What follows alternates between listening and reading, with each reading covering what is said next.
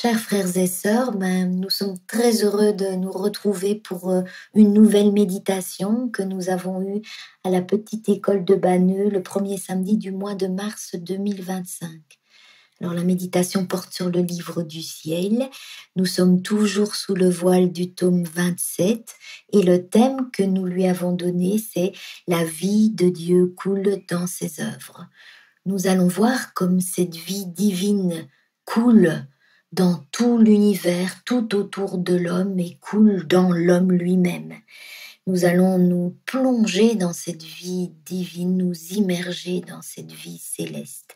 Et le fil conducteur, le fil d'or, si vous voulez, qui va nous aider tout au long de la méditation, c'est la banque de la divine volonté. Alors on commence par l'œuvre de la création. Jésus nous dit qu'avant que le fiat ne soit prononcé, tout était en Dieu.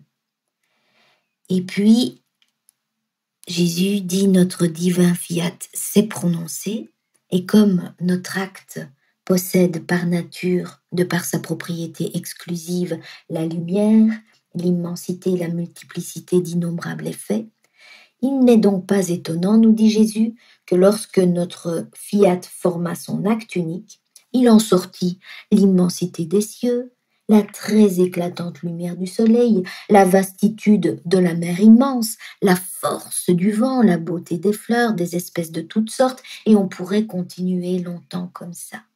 Jésus dit, nous avons créé tant de choses pour placer notre divine volonté comme dans une banque parmi les créatures. Et donc toutes ces choses créées, les cieux, le soleil, les étoiles, la mer, le vent, sont comme des banques où Jésus place la vie de son amour.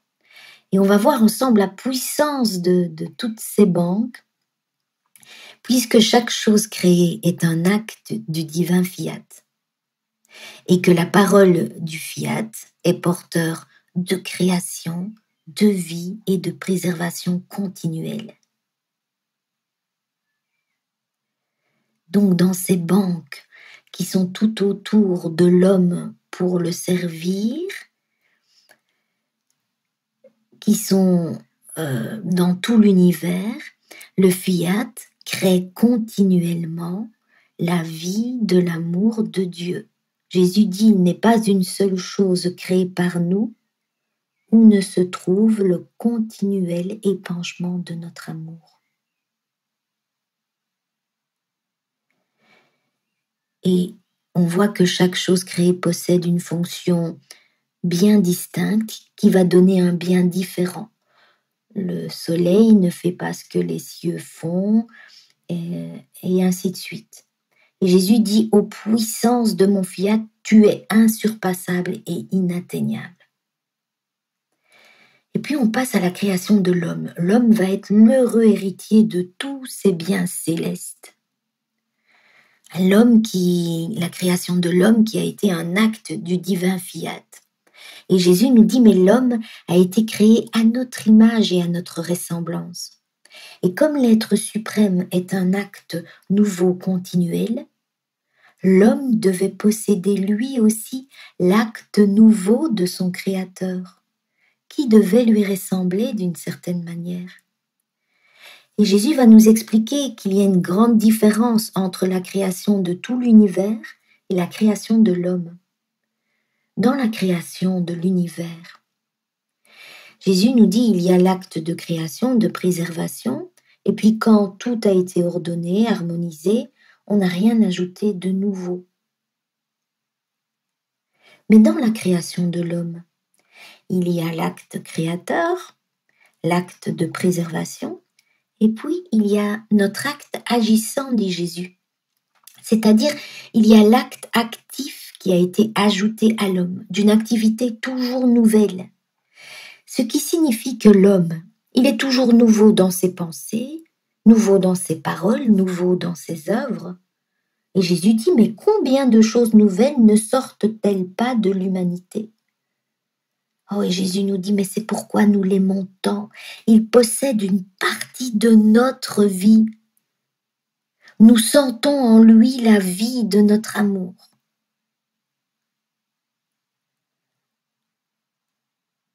Et que n'a-t-il pas mis dans la petite circonférence de l'homme, l'intelligence, les yeux, l'ouïe, la bouche, la parole, le cœur? Nous l'avons fait porteur de son Créateur. Jésus dit, ma vie divine est tout pour la créature.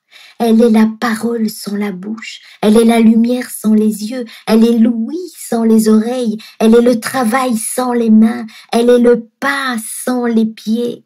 Ma volonté forme son royaume dans la créature, dans laquelle elle palpite, respire, parle, agit et marche.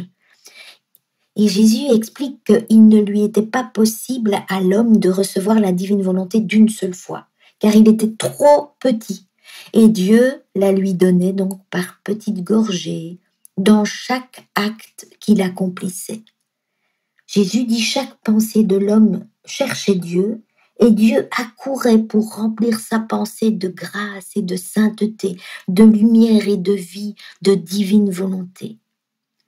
On peut dire, dit Jésus, que le plus petit acte de l'homme aimait et reconnaissait celui qui lui avait donné la vie. Et Dieu l'aimait en retour en lui donnant son amour et en faisant grandir sa divine volonté en chaque acte de l'homme, petit ou grand. Oh, il grandissait sur nos genoux paternels, attachés à notre sein, d'où il tirait croissance et fonction. Nous avons infusé en lui comme vie notre divine volonté dans son âme et créé notre amour comme sang de son âme. Oh, que notre enfant était beau, une naissance digne de nos mains créatrices. Ce souvenir est si doux et si agréable à mon cœur que je ne peux m'empêcher de bondir de joie et d'amour. Notre divine volonté était sa protection contre tous ces maux. Elle préservait la manière dont il était sorti de nos mains créatrices et le mettant en compétition avec son Créateur, elle le plaçait dans la condition de pouvoir donner son amour et ses joies innocentes à celui qu'il avait créé. Tu vois donc que l'homme a été créé pour vivre dans notre intimité, dans notre maison, dans notre divine volonté, afin que nous puissions assurer nos joies et notre bonheur éternel, ainsi que le sien. On arrive au deuxième chapitre qui est la part légale de la divine volonté. On va voir qu'Adam quitte la maison paternelle, exactement comme dans la parabole du fils prodigue. Et Jésus nous dit, mais l'homme, notre fils, bien qu'il fût heureux dans la maison de son père, se rebella et quitta la maison paternelle. Et Jésus explique, mais terrible en vérité fut le moment de la chute d'Adam, lorsqu'il rejeta notre divine volonté pour faire la sienne. Notre fiat a été dans l'acte de se retirer de toute la création pour la réduire au néant. Rappelez-vous, la création de l'univers est un acte du fiat. La création est le rien et c'est l'acte de la divine volonté qui est la vie de toutes les choses créées. Et donc Jésus dit notre fiat a été dans l'acte de se retirer de toute la création pour la réduire au néant. Si le Verbe éternel n'avait pas offert ses mérites anticipés de futur Rédempteur, comme il les offrit pour préserver la Vierge Immaculée du péché originel, tout serait tombé en ruine. Mais le Verbe fait homme s'est présenté devant la divinité et rendant présent par avance tous ses mérites. Toutes les choses sont restées à leur place. Et mon fiat continua son œuvre de création et de préservation, attendant mon humanité pour la lui offrir en cadeau légitime. Donc la promesse solennelle fut faite à l'homme que le futur Rédempteur descendrait pour le sauver et que l'homme prierait et se disposerait à le recevoir. On voit donc que ce fils rebelle, bien qu'il est heureux dans la plénitude de l'amour de son père, il est propriétaire de tous les biens célestes, va quitter la maison paternelle. Et Jésus dit, nous avons agi en Père et lui avons donné sa part légale de notre divine volonté. Et on va voir ensemble ce que cela signifie vivre dans la part légale de la divine volonté.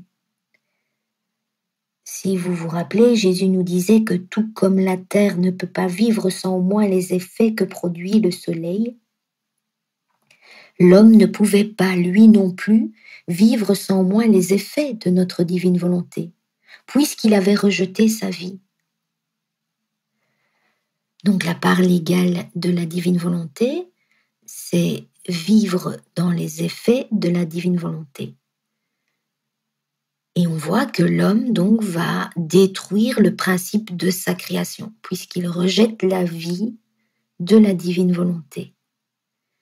Jésus dit en rejetant notre divine volonté, il consume le sang de notre amour dans son âme pour laisser le poison de sa volonté humaine couler en lui. Et Jésus nous dit, mais toute la création appartient à l'homme. La divine volonté accorde ce droit, mais seulement à la créature en qui la divine volonté règne. Mais l'homme, lui, laisse le poison de sa volonté humaine couler dans chacun de ses actes. Donc il perd le principe de sa création. En faisant sa volonté, l'homme perd le droit au don de la création. On va voir que l'homme se place lui-même dans la condition de serviteur. Et un serviteur n'a pas le droit à l'héritage de son maître, mais seulement à une misérable compensation qui lui fait vivre une vie pleine d'épreuves. On voit une misérable compensation. C'est la part légale de la divine volonté. C'est les effets de la divine volonté qui nous sont accordés par pure grâce. On va voir que l'homme est un intrus dans les œuvres divines, puisqu'il ne peut plus agir en propriétaire, puisqu'il se place lui-même en condition de serviteur. Et donc il ne peut pas donner à Dieu ce qui ne lui appartient pas. Et Jésus dit à mon grand chagrin, je suis obligé de voir que les créatures ne prennent pas la nourriture et l'eau pour recevoir et accomplir mon divin vouloir, mais par nécessité et pour satisfaire la volonté humaine. Chaque chose créée que l'homme prenait et utilisait était une déchirure faite à notre volonté. Alors autre chose, l'homme va briser l'amour avec celui qu'il avait tant aimé parce qu'il se place à distance de lui. Jésus dit, tu dois savoir qu'en péchant, l'homme n'a pas seulement rejeté notre fiat, mais il a brisé l'amour avec celui qu'il avait tant aimé, il s'est placé à distance de son Créateur. Et un amour distant ne peut pas former la vie, parce que l'amour vrai ressent le besoin d'être nourri par l'amour du bien-aimé, et de rester si près qu'il soit impossible d'en être séparé. Rappelez-vous, à l'origine, la création, le Père va d'abord créer la vie de son amour en chaque chose créée, et puis ensuite il va créer son bien-aimé pour que son bien-aimé puisse s'asseoir à sa table et qu'ils puissent se nourrir l'un l'autre de cet amour vrai. Et donc l'homme va briser cet amour puisqu'il se place à distance de son Créateur.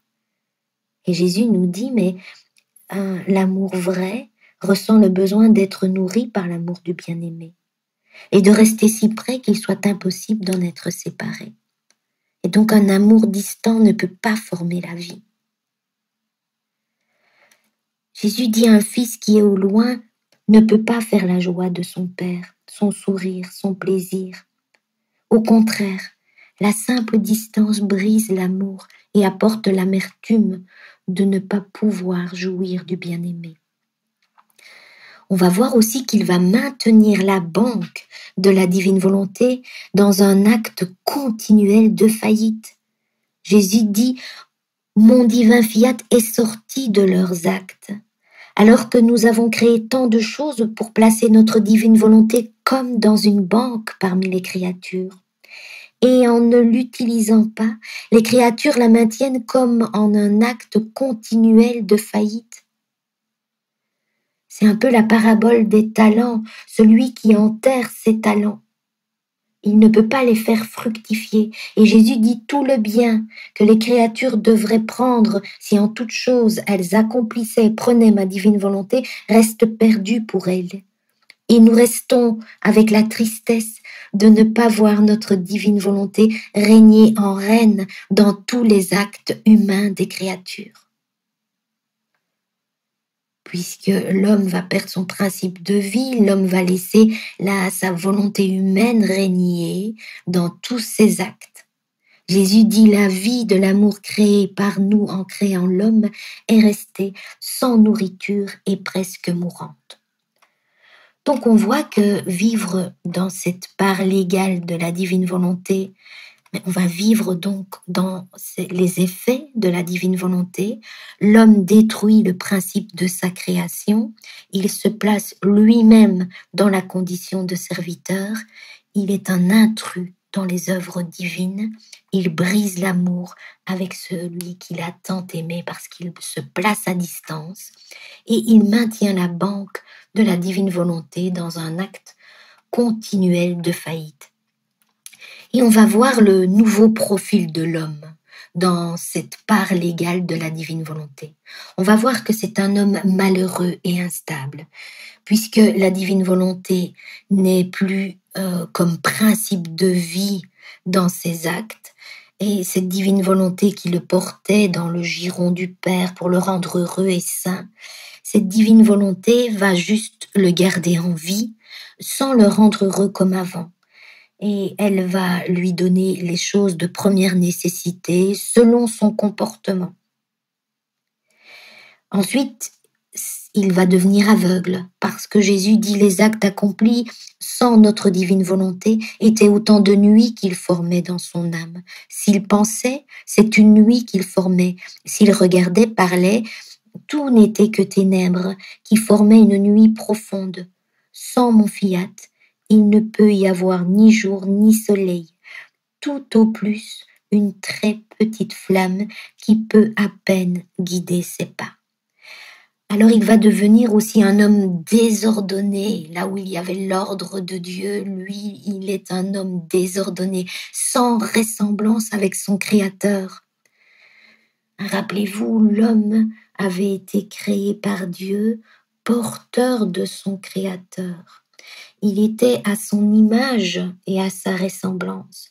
Et Jésus nous expliquait comme l'homme ne pouvait pas recevoir la vie de la divine volonté d'un seul coup, il la recevait goutte à goutte en chacun de ses actes. Chacun des actes de l'homme cherchait Dieu et Dieu arrivait avec son acte de plénitude.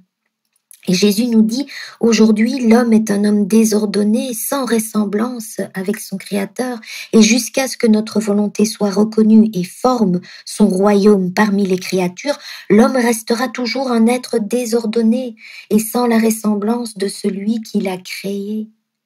Alors une autre chose, c'est que l'homme est un vrai petit ignorant de tout l'amour de son Créateur. Jésus explique qu'en faisant sa volonté, la créature ne peut pas ressentir tous les épanchements d'amour qui existent dans la création, parce qu'elle n'a pas en sa possession notre divine volonté qui lui parle de notre histoire d'amour. Et donc sans notre divin vouloir, l'homme est le vrai petit ignorant de son Créateur. Et il reste comme un petit élève sans maître. En faisant sa volonté, nous dit Jésus, l'homme va perdre le sourire de son Père, ses joies très pures. Donc on voit que le profil de l'homme dans cette vie qui est dans la part légale de la divine volonté, c'est un homme malheureux et instable, c'est un homme aveugle, un homme désordonné, sans aucune ressemblance avec son Créateur, et c'est un vrai petit ignorant de tout l'amour de son Créateur. Le 3e chapitre, c'est l'œuvre de la rédemption. Et Jésus commence par nous dépeindre la situation avant son incarnation. Il dit « Avant ma venue, il n'y avait pas d'humanité qui possédât la plénitude de mon divin fiat. Et sans cela, il n'y avait aucun droit de l'accorder, ni à l'ordre divin, ni à l'ordre humain. Le ciel était fermé, les deux volontés, l'humaine et la divine, semblaient se regarder d'un air renfrogné. L'homme se sentait dans l'impossibilité de demander un bien si grand, à tel point qu'il ne voulait même pas y penser. Ma divine volonté attendait mon humanité afin de pouvoir naître à nouveau dans la famille humaine. Et on va avoir le nouvel Adam avec Jésus. Il dit à Luisa, avec ma venue sur terre, le Verbe divin s'est revêtu de chair humaine. Mon humanité, qui possédant ma divine volonté par nature, en vertu du Verbe fait chair, en a redonné les droits à l'homme et à Dieu. Donc le Verbe divin va se revêtir de chair humaine. On a le nouvel Adam, on va avoir le nouvel Éden. Jésus dit, en descendant du ciel sur la terre pour former la rédemption, je devais former le nouvel Éden. Je devais restaurer dans mon humanité le premier acte et le commencement de la création de l'homme. En fait, comme ma divine volonté ne régnait pas, l'homme était incapable de recevoir le bien que ma volonté même avait placé dans toute la création. Et mon humanité, possédant cette divine volonté, lui donna la première expression, reçut et paya de retour pour tout ce que cette divine volonté avait placé dans toute la création. Et Jésus explique, il y avait une compétition entre ma divine volonté que par nature, comme Verbe du Père céleste, je possédais en moi, et cette même divine volonté répandue dans la création tout entière. Lorsque je sortais, le soleil me donnait le baiser que ma volonté avait déposé dans sa lumière pour le donner aux créatures. Le vent me donnait les caresses, les embrassements qu'il contenait en dépôt de ma propre divine volonté. Ainsi, en toute chose, nous dit Jésus, je ne savais et ne voyais rien d'autre que ma divine volonté. La nourriture, l'eau, le travail, tout disparaissait. Et c'était toujours pour moi ma divine volonté qui était présente. Alors on voit que Jésus a pris la place d'Adam et il va réparer pour tout ce qu'Adam n'a pas fait et il va tendre la main à cet Adam déchu pour le relever. Et donc, on voit que Jésus prépare le terrain pour les enfants de la nouvelle génération, ceux qui vont vivre dans la divine volonté. Il dit à Luisa, ainsi, ce que mon humanité faisait, ses pas, œuvres, paroles et souffrances, mon souffle et ma mort elle-même, tout cela formait les renaissances de ma divine volonté pour les créatures qui recevraient le bienfait de la renaissance de mon divin fiat. Par conséquent, dit Jésus, ce n'est pas un seul et unique acte que j'ai accompli. Ma vie sacramentelle elle-même, chaque hostie consacrée, est la renaissance continuelle de mon vouloir suprême préparé pour la créature. Chaque hostie consacrée est la renaissance continuelle de mon vouloir suprême préparé pour la créature.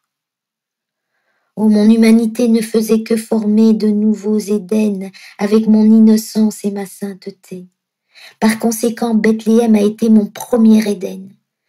Ainsi, l'Égypte était l'Éden, Nazareth était l'Éden, le désert était l'Éden, Jérusalem était l'Éden, le calvaire était l'Éden. Et ces Éden que je formais appelaient le règne de ma divine volonté. Et ce sont des preuves certaines que, tout comme j'ai accompli le royaume de la rédemption et qu'il fait sa ronde pour être établi dans le monde entier, ces Éden, eux aussi, en qui tous les actes furent accomplis par moi comme si l'homme n'était pas tombé, suivent les actes de rédemption et feront leur ronde pour établir le royaume de mon divin fiat. Et on va voir que tous les biens de l'incarnation vont être déposés dans le champ maternel de la Vierge Marie. Jésus nous disait qu'il faut toujours un dépositaire des plus grandes œuvres, un dépositaire qui va nourrir l'œuvre pour qu'elle ne meure pas. Et Jésus dit, j'ai trouvé en m'incarnant ma maman souveraine. Elle m'a donné le champ où est penché mon amour. Elle est la dépositaire divine de tous les biens de l'incarnation. La dépositaire de mon amour repoussé, la douce compagne de mes souffrances, l'ardent amour qui séchait mes pleurs. Donc ça, c'est l'œuvre de la rédemption, de l'incarnation. La Vierge Marie est le Verbe divin qui s'est fait chair. On arrive au 4e chapitre qui est l'œuvre de la sanctification. Jésus dit à Luisa, « Ma fille, après avoir mis en sûreté le royaume de ma divine volonté dans mon humanité, je devais le manifester afin de le faire connaître. »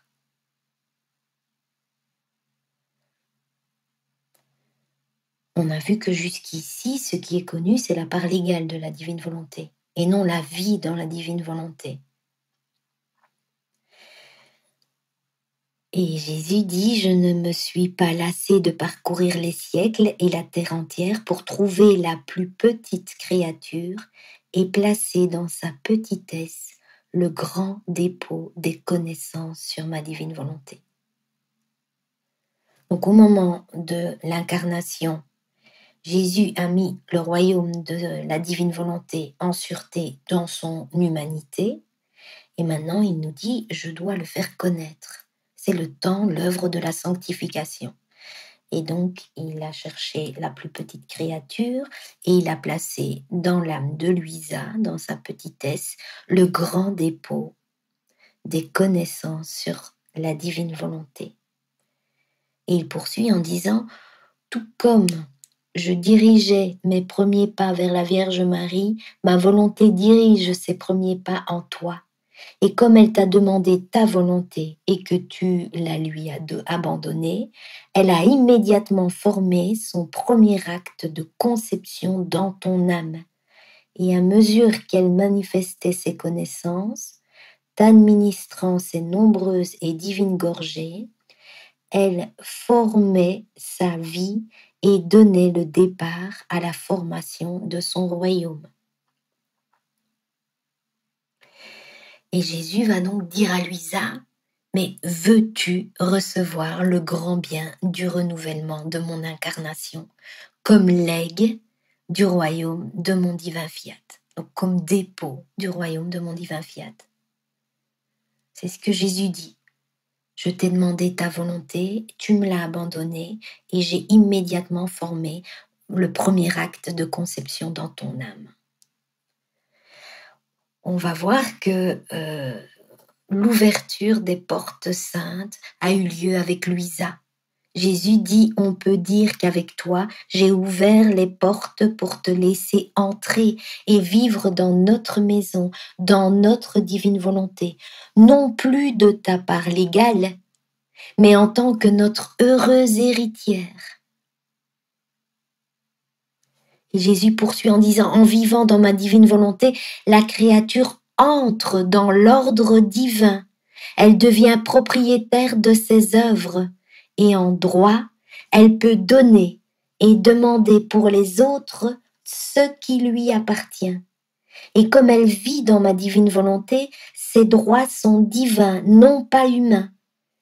Chacun de ses actes est un appel qu'elle lance à son Créateur et avec son très divin empire, elle lui dit « Oh, donnez-moi le royaume de votre divine volonté pour que je puisse le donner aux créatures afin qu'ils puissent régner parmi elles et que toutes puissent vous aimer d'un amour divin et être toutes réordonnées en vous. » Donc le dépôt du royaume de la divine volonté, le dépôt des connaissances dans l'âme de Louisa, l'ouverture des portes de la divine volonté avec Louisa, et on va voir ensemble comment franchir cette porte sainte de la divine volonté à la suite de Louisa. Jésus dit, tant que l'homme n'abandonnera pas sa volonté dans la mienne. Ma volonté ne pourra pas placer son principe de vie dans la volonté humaine. Et la fusion de l'une avec l'autre ne pourra pas avoir lieu. La créature sera toujours la créature sans la ressemblance et la vie de son Créateur dans les profondeurs de son âme et que seul mon divin fiat peut former. Par conséquent, il y aura toujours dissemblance et distance, même si mon divin vouloir l'illumine et lui communique ses admirables effets par bonté et libéralité, et en vertu de la puissance et de l'immensité qu'il possède par nature. Donc pour passer cette porte étroite de la divine volonté, il faut abandonner notre volonté dans la divine volonté. Il faut que Jésus puisse retrouver l'espace de notre âme pour y travailler, pour que sa volonté puisse placer le principe de sa vie dans notre volonté humaine. Et Jésus dit à Louisa, mais donne-moi tout, donne-moi même ton néant. Et on va voir que Jésus a tout préparé pour la noce et qu'il nous appelle, il appelle sa bien-aimée. Et il dit, mais pourquoi est-ce que je ne suis pas aimée ? Je veux renouveler dans les âmes tout l'amour que j'avais en m'incarnant, mais je ne trouve personne à qui le donner. Rappelez-vous, il disait à Louisa, veux-tu recevoir le grand bien du renouvellement de mon incarnation, comme legs, comme dépôt du royaume de mon divin fiat? Et dès que Louisa a dit oui, il a formé son premier acte de conception dans son âme. Donc il attend notre fiat, mais il dit, mais pourquoi est-ce que je ne suis pas aimée? Oh, si tu savais combien je souffre lorsque je veux former mes œuvres et les faire connaître aux créatures pour leur donner le bien qu'elles contiennent et que je ne trouve personne ayant le vrai enthousiasme, le désir véritable et la volonté de faire de mon œuvre sa vie afin de la faire connaître et de donner aux autres la vie du bien de mes œuvres qu'il ressent lui-même. Donc Jésus a tout préparé pour la noce et on voit qu'il attend chez sa future épouse, si on peut dire ça comme ça, le caractère de sa future épouse. Il attend une personne ayant le vrai enthousiasme, le désir véritable et la volonté de faire de son œuvre sa vie, de tout abandonner pour vivre, se nourrir des connaissances, afin de les faire connaître et de pouvoir donner aux autres la vie du bien qui est en nous, que nous ressentons en nous. Et Jésus explique: dans mes œuvres, je ne veux pas me servir de pauvres infirmes, je les mets de côté. Je veux me servir de gens qui, lorsque je leur fournis mes divins membres, agissent comme il convient, ainsi que le mérite une œuvre qui doit apporter tant de bien aux créatures et une grande gloire à ma majesté. Donc, sans me soucier du temps, je continue à chercher ceux qui sont disposés, qui doivent servir mon œuvre. Je ne me lasserai pas non plus de parcourir la terre encore et toujours pour trouver ceux qui sont vraiment disposés. Jésus cherche ces créatures bien disposées. Et il dit: mais lorsque je vois ces dispositions, alors je m'abaisse moi-même, je descends en lui et je lui donne mon esprit, ma bouche, mes mains et même mes pieds, afin qu'il puisse sentir la vie et mon œuvre en toutes choses, et que, telle une vie ressentie et non comme une chose qui lui est extérieure, il puisse sentir le besoin de la donner aux autres. Le renouvellement de mon incarnation. Veux-tu recevoir le grand bien du renouvellement de mon incarnation? Et Jésus va nous donner donc en nourriture les connaissances pour que nous puissions le reconnaître et l'aimer. C'est comme dans l'évangile avec les brebis. Mes brebis entendent ma voix. Oh, je les connais et elles me suivent. Je leur donne la vie éternelle et elles ne périront jamais et personne ne les ravira de ma main. Tout ce qu'a fait ma divine volonté, dit Jésus, dans la création et la rédemption, elle l'a fait par amour pour les créatures et pour que les créatures, en l'apprenant, s'élèvent dans ses actes pour la voir, l'aimer et unir leurs actes aux siens afin de lui tenir compagnie et ajouter ne serait-ce qu'une virgule, un point, un regard, un je t'aime aux nombreuses œuvres et aux divins prodiges que dans l'ardeur de son amour, mon fiat a accompli pour elle. Lorsque tu suis le divin fiat dans ses actes, dit Jésus, il ressent ta compagnie et il se sent par conséquent payé de retour. Lorsque la créature parcourt les œuvres de son Créateur, cela signifie qu'elle veut reconnaître, apprécier, aimer ce que Dieu a fait par amour pour elle, et n'ayant rien à lui rendre en retour. C'est comme si elle prenait la création tout entière dans la paume de sa main pour la redonner à Dieu en lui disant « Je te reconnais et te glorifie dans tes œuvres qui seules sont dignes de toi. » Oh, notre ravissement en voyant que nous sommes reconnus dans nos œuvres par la créature est si grand qu'il nous semble que la création soit répétée pour nous rendre une double gloire. On va voir que Dieu va nous rendre les droits de création en nous redonnant ses divins membres, en nous recouvrant de son humanité, puisque nous sommes nus. Jésus explique en voyant la constance de la créature dans ce don continuel. Je vois qu'il existe de sa part une décision véritable et qu'elle aime et estime le don de ma volonté. Et je lui fais le don continuel de ma volonté, tout comme elle me fait le don continuel de la sienne.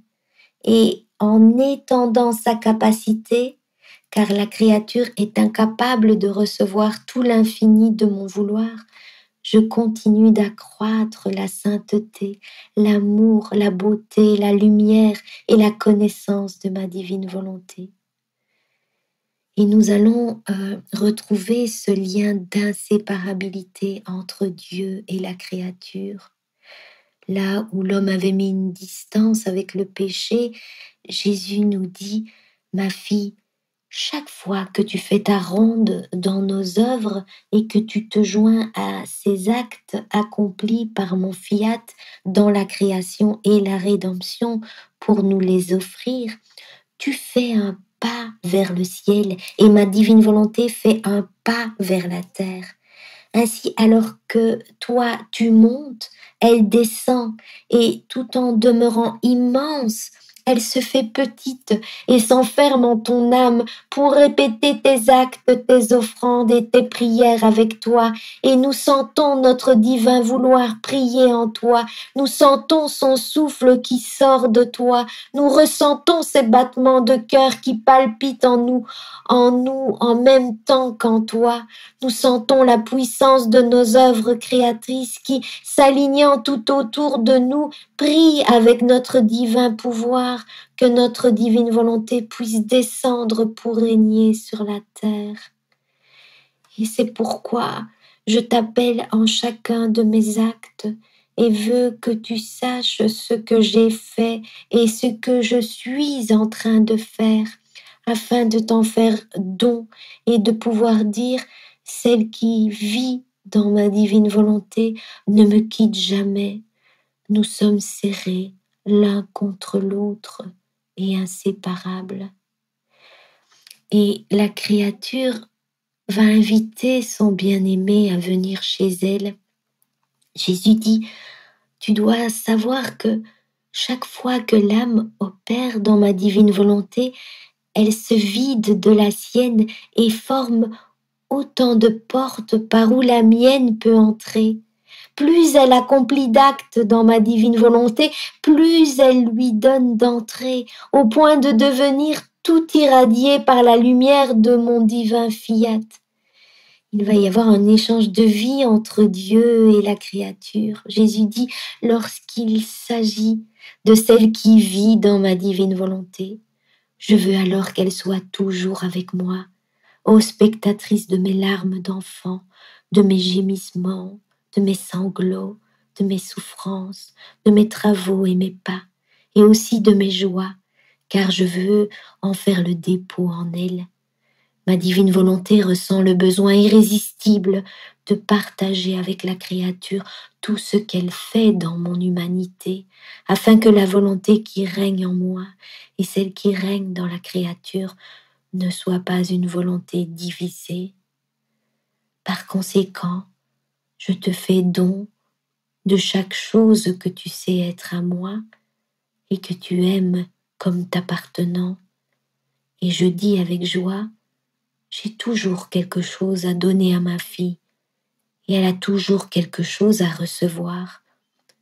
C'est pourquoi nous serons toujours ensemble, car nous sommes en train, moi de donner et elle de recevoir. Pour celle qui vit dans mon divin vouloir, son pouvoir est grand, au point de transformer les actions de la créature, et il se produit un échange de vie entre elle et Dieu, un échange d'actions, de pas, de battements de cœur. Dieu demeure attaché à la créature, et la créature à Dieu. Ils deviennent des êtres inséparables. Donc Jésus nous appelle à franchir les portes du royaume de la divine volonté, et ce dès maintenant. Et c'est donc par le don des connaissances, on vient de l'entendre, que nous allons vivre dans ce nouvel Éden préparé par Jésus. Et on va l'entendre dans ce nouvel Éden, Jésus nous apprend un nouveau langage, le langage des rondes, le langage de l'amour vrai. Et c'est Jésus lui-même qui nous l'enseigne. Et il explique que nos sources sont symbolisées par la mer, mais que si le vent ne l'agite pas, si les vagues ne sont pas formées, les eaux ne débordent pas et les villes ne sont pas arrosées. Et il dit, c'est la même chose avec nos sources et toutes nos œuvres. Si notre divin fiat ne veut pas l'émouvoir, ou si celle qui vit en lui ne pense pas à former une brise avec ses actes, même s'ils sont pleins à ras-bord, ils ne débordent pas à l'extérieur pour multiplier leurs biens au bénéfice des créatures. Et Jésus poursuit en disant, mais c'est pourquoi, lorsque tu fais ta ronde, toutes les œuvres de la création se présentent devant toi, et toutes celles de la rédemption t'entourent dans l'attente de recevoir, chacune à son tour, ton acte pour te donner la récompense de l'acte de nos œuvres. Et tu continues à les suivre les unes après les autres pour les reconnaître, les embrasser, placer ton petit je t'aime et ton baiser d'amour pour te les acquérir. Et Jésus explique, l'âme qui possède notre divin vouloir a tout en son pouvoir. Donc elle a la source de ma conception, de ma naissance, de mes larmes, de mes pas, de mes œuvres, de toutes choses. Et lorsqu'elle se souvient de ma conception et veut l'offrir, ma conception est renouvelée, comme si j'étais de nouveau conçue. Je renais pour une nouvelle naissance. Mes larmes, mes souffrances, mes pas, mes œuvres renaissent pour une nouvelle vie et répètent le grand bien que j'ai accompli dans la rédemption. Ainsi, l'âme qui vit dans notre divine volonté est la répétitrice de nos actes. Et avec ses actes, ses offrandes et ses supplications, elle met continuellement en mouvement nos sources qui, mues comme par une agréable brise, forment des vagues qui, débordant avec nos actes, se multiplient et grandissent infiniment. Par conséquent, dit Jésus, si tu veux que règne ma divine volonté, parcours toujours notre fiat. Reconnais toutes nos œuvres, de la plus petite à la plus grande. Place ton acte en chacune d'elles et tout te sera accordé. Amen. Fiat.